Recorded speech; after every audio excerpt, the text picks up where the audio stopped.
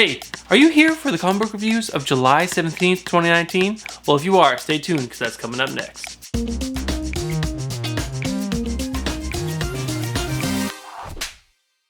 What's up, comic book fans? My name is Bruce Moreau, and welcome back to the channel, and welcome back to another episode of Comic Book Reviews, a weekly series where I recap my thoughts on the books that I picked up this week at my local comic book shop. And before we jump into that, I just want to apologize for this kind of makeshift set. I normally shoot in my bedroom, but there was a really bad thunderstorm here on Long Island today, and the rain was pounding against my son's room, and he just would not or could not fall asleep. He just kept on coming out and coming out, and so he just literally came out with all of his. He sleeps with toys. He always like grabs a couple and brings them to bed. And he brought them out, and he's just like, "Dad, I'm sleeping in your bed," and like just matter-of-factly walked into my room. So I put together this makeshift set in my living room to kind of get this episode in. This is kind of a short week, so this should be a pretty quick episode. And also, please bear with me over the next few weeks. I am moving at the end of the month, July 31st. I'm moving into a new apartment, so things are gonna get crazy. I might miss a week in there. I'm gonna do my best to try not to miss a week, but like I said, please bear with me. If I do miss a week, I'll be back the next following week with reviews and hopefully more. Like I said, I got a lot lined up with Stephanie. There was some good feedback from you guys, from the community on my last episode with her, the review of Spider-Man Far From Home. So we got some plans in place to. We do have our Doom Patrol, the TV series coming up, and she's going to do her best after the move to get reading comics so we can get some comic book reviews out there together. So yeah. Please stay tuned and bear with me for the next few weeks. All right, so what did I pick up this week at my local comic book shop? I picked up Batman number 75, Teen Titans number 32, Daredevil number 8, Silver Surfer Black number 2, and X-Force number 10. All right, guys, so up first we have my pick of the week. It's just in alphabetical order, or by DC and Marvel, but this is my pick of the week. This is Batman number 75. This is the beginning of City of Bane, and it was such an awesome read. So this is written by Tom King and art by Tony Daniel and Mitch Gerard. Mitch Gerard did some pages at the back of the book, and this was just a really... I mean, he's been building this for 74 issues, so this has been like a huge build up to this issue, and it was really good. So Bane has fully taken over the city, to kind of give you guys some context. So Batman's been gone for a while, and Bane has fully taken over the city. So villains have taken the spots of like all the heads of police, government, everywhere. They've taken over the city, and it was really cool to see where certain Batman villains had taken over. Like on this first page, so I guess this is a little bit of a spoiler, but we see the Riddler and the Joker. They are pretty much taking over like detective positions. That's not Randall Savage. I'm totally blanking on this guy's name. But he was over a commissioner. I'll put his name on screen. And then we obviously got, Thomas Wayne Batman as the Batman. And it was so well done.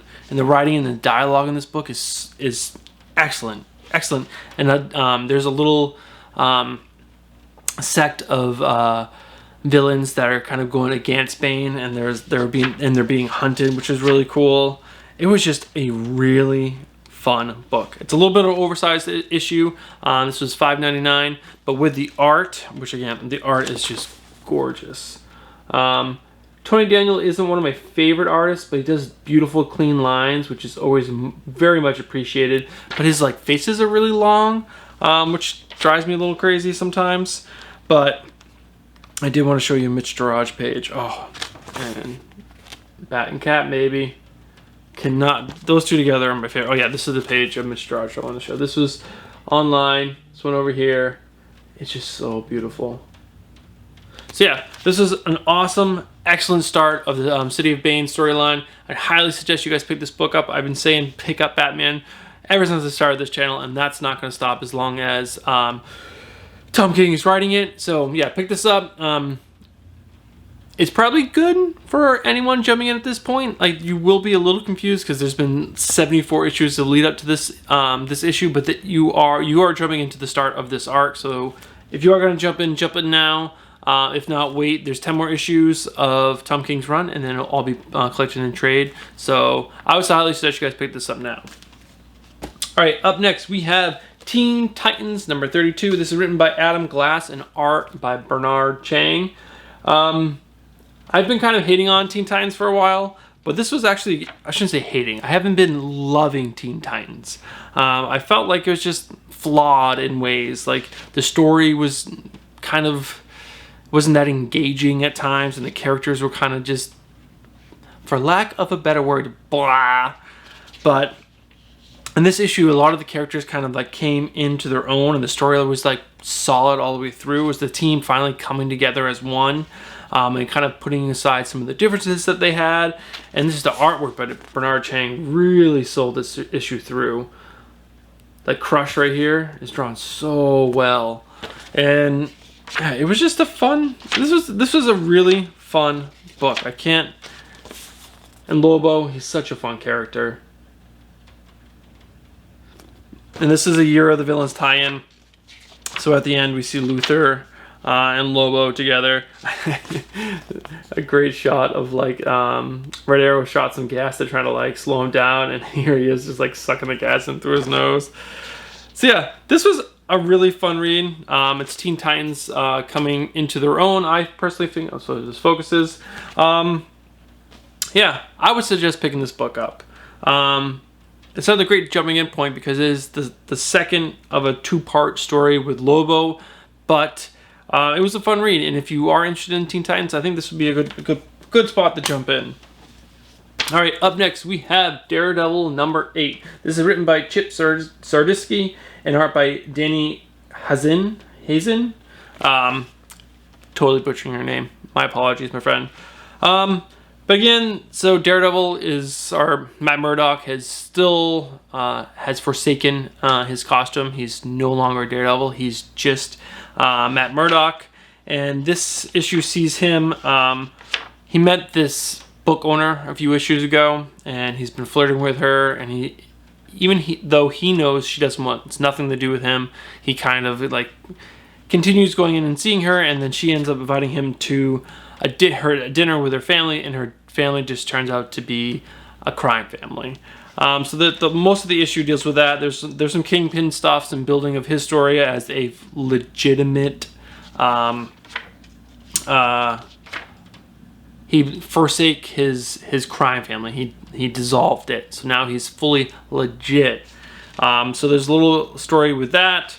But yeah, overall this was a good issue. I really enjoyed this issue. Chip's finally back on track. He totally got me engaged. The art is definitely not for me. The lines are a little loose. Characters are, I find like this dude's face over here, it's just like a kind of a little deformed. And the facial features kind of like differ from panel to panel because he just doesn't have a strong, I personally feel he doesn't have a strong style. But overall, the read is so good that you kind of just ignore the art and you can kind of just move along. So I enjoyed this book. I would suggest picking it up for the story alone because it's getting pretty good. Not the greatest jumping in point though. I will point that out. All right, up next we have Silver Surfer Black number 2. This is written by Donny Cates and art by Tradd Moore. Great book, guys. This is, I somewhat enjoyed the first issue. This book was really good because I know what it's building to Absolute Carnage, which is going to be epic, and that's Donny Cates' book. It's sad though. I just found out it's only going to be 5 issues. I thought it was going to be like a big summer blockbuster, so it's going to be like 6 or 7, but it was originally only going to be 4, and they just extended it to 5, which is a little weird. But I have a feeling this beginning of this, I don't know if this is going to be an ongoing book or if this is like going to be just a short series, but I believe this is leading up to that whole Absolute Carnage. Because this deals with Silver Surfer and Null, the god of the symbiotes. Or not the god, he's like the original symbiote. And yeah, the art is kind of crazy. It's very circular, I guess you could say. Everything seems very rounded. There's no like sharp edges or sharp corners. Everything is kind of just like, it has a nice rounded edges. Like if you look at Null's like kneecaps and stuff, everything's just very round. But the story by Donny Cates is so good. It has a kind of like, oh, I can't ruin anything. I shouldn't show the page. But yeah, so the story alone is so good. It's Silver Surfer, it's Null, and again, I don't want to ruin too much, because especially if you guys are going to get into Absolute Carnage, but Null has kind of captured Silver Surfer, and they kind of battle. He gets a little bit of assistance, which you think is Galactus, but turns out it isn't Galactus. And yeah, it's gonna be good. It's gonna be epic. So I'm kind of, and we see, if you guys read Venom, Null has like this dragon symbiote. I mean, that's in this again, which is so cool. Yeah, here we go. This is the dragon chasing Silver Surfer. Yeah, this is a really good book. I love Donny Cates. There's been a few issues of certain books that I've read by him that are so, but most of his stuff is hands down so freaking good. I would highly suggest you guys pick up this book. If you can find number one, get number one. Get on board for this if you guys like or into Venom, because I think this is going to be a huge tie-in for it. All right, last book of the week, and this is actually the last book for X-Force. This is X-Force number 10. This is written by Ed Brisson and art by Dylan Burnett. They've been on it the whole entire time together, and this closes out X-Force before the big I'll put the name of, Jonathan Hickman reboots all of X-Men. So this kind of wraps up that whole storyline with Kid Cable and X-Force jumping into the future. It was a decent run. I didn't love it. I didn't hate it, which you'll see throughout my reviews. The art, I didn't like at the beginning, because again, like some of the characters, how they were drawn, they had like these really crazy long faces, and they're very, it's a very stylized art style. Not so much as Trad Moore's, but like you can see, this is Rachel Gray, like she just looks kind of crazy. But overall, this was a fun read. I really enjoyed the whole story with the whole team. I like the team dynamic. I liked Cable. They did a good job of dividing time between Strafe's team and X-Force. They made all the characters interesting enough. They hinted at storylines that other characters are going through. So yeah, I mean, I think the highlights of this series were definitely Deathlock and Boom Boom. I thought they were the funnest characters, and they continue to be the funnest characters even in this issue. Here's a sweet panel with Boom Boom right over here. It's so good. So yeah, it's a fun read. Definitely not a good jumping in point. You will be able to collect this in trade. Pick this up in trade soon. Again, the artwork grew on me over time. It was fun. And it definitely hints at some stuff at the end of what could be coming forward. And like the last line that Kid Cable says, I'm excited to see what the future holds. So yeah, we're going to hopefully see more Kid Cable in the future. Jonathan Hickman, I would love it if you added him, because he was a really interesting, fun character.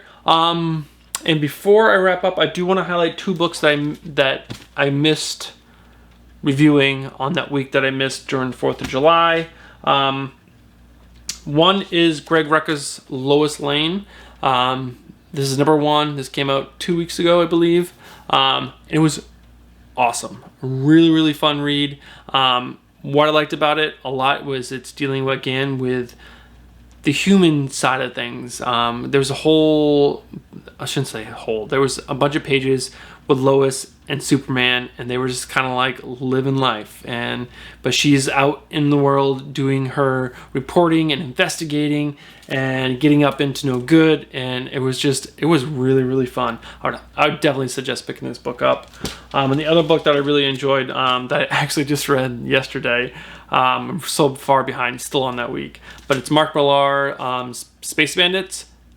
Excellent. super fun. The art by Matteo, I'm not even going to pronounce it, Scalarea, was really good. It was super fun. It's going to focus on 2 strong female leads, and I really am drawn to those books, which you stay tuned. I believe next week I'll have my top 10 female characters out. I'm not going to do indie books on that. I'm just going to stick to Marvel and DC, but this was really, really fun. I really look forward to this run, so I highly suggest picking that guys up. And I'm just going to wrap this up with a quick story from today.